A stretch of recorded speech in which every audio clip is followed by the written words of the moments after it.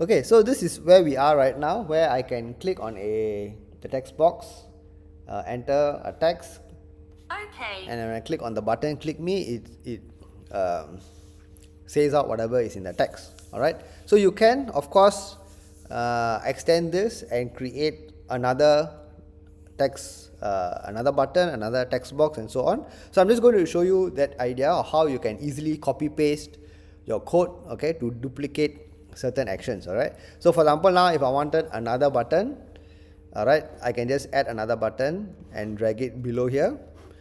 Alright, and as well as another text box and drag it below as well.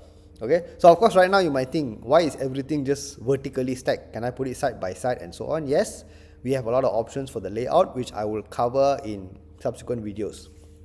Alright, so for now, we are going to style the button and the text box. Okay, again, you can do it whichever way you like, no need to follow me. So I'm going to change the background color to say orange. Alright, and I'm going to change the font size. Currently it is 14. I'm going to change it to 25. Okay, I'm going to select font bold, and I'm also going to select width to fill parent, and finally the shape will be default. Shape I'll change to rounded. Okay, so you can see that now the screen is also updated, and the text is the text for button 2, which I'm going to change to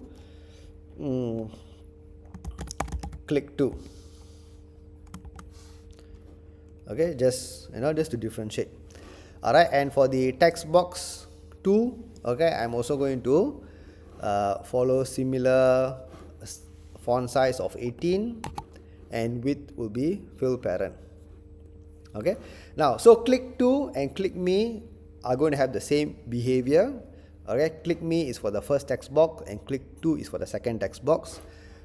So I'm going to come here. Now there is always a very easy way, okay, just like how in code we copy paste, we can do the same thing over here.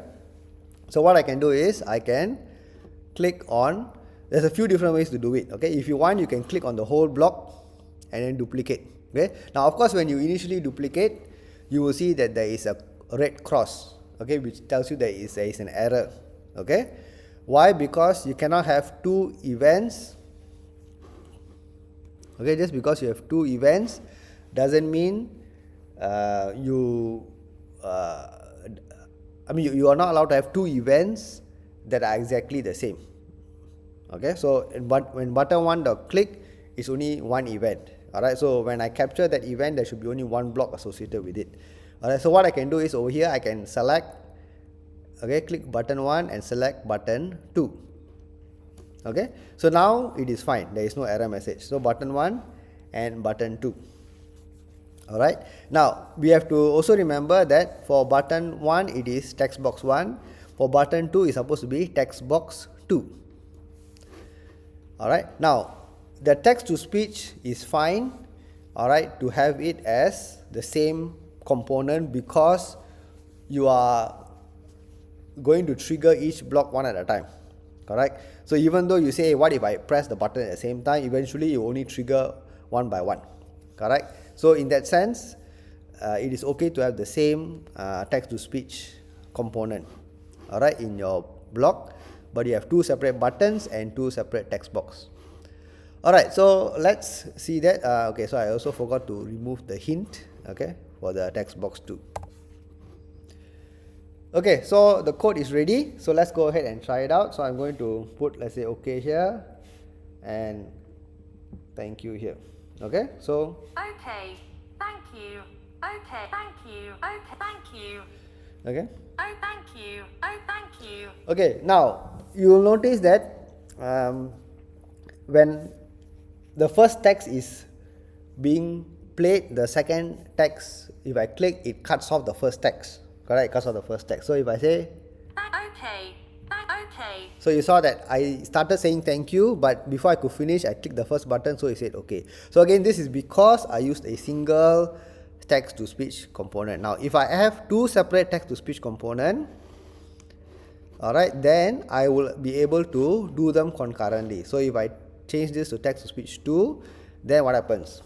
Okay, so let me go back here. Okay, and I'm going to put the same words here. Thank you. Okay. Thank you. Okay. Okay, so when I have two separate blocks, then what happens is I'm not going to have any overlap. Okay, I'm not going to have any overlap. I'm going to make sure that one text to speech is complete before the next text to speech can be started.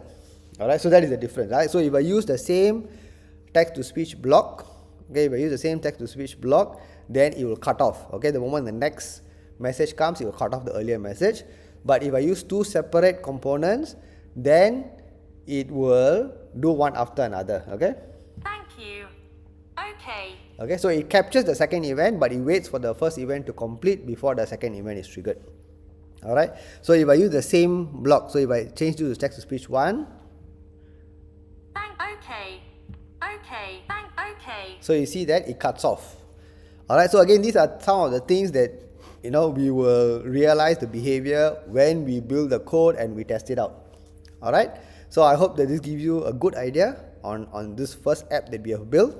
Alright, so have fun with it. Okay, play around with as many buttons or as many text as you want, and see for yourself. Correct? See for yourself how this amazing tool actually can help you.